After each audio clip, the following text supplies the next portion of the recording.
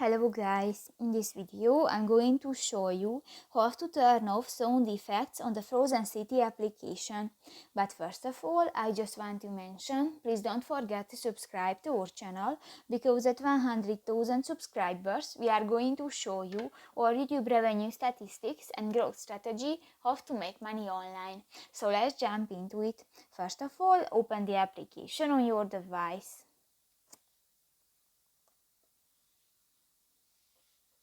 This will take a 5 minutes when the application is uploading.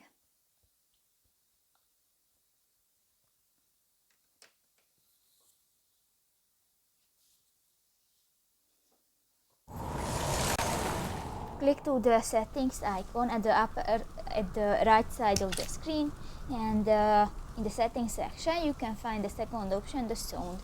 And if you want to turn off, just click to the off button and on. So that's pretty much it for this video guys. See you in the next one. Bye bye.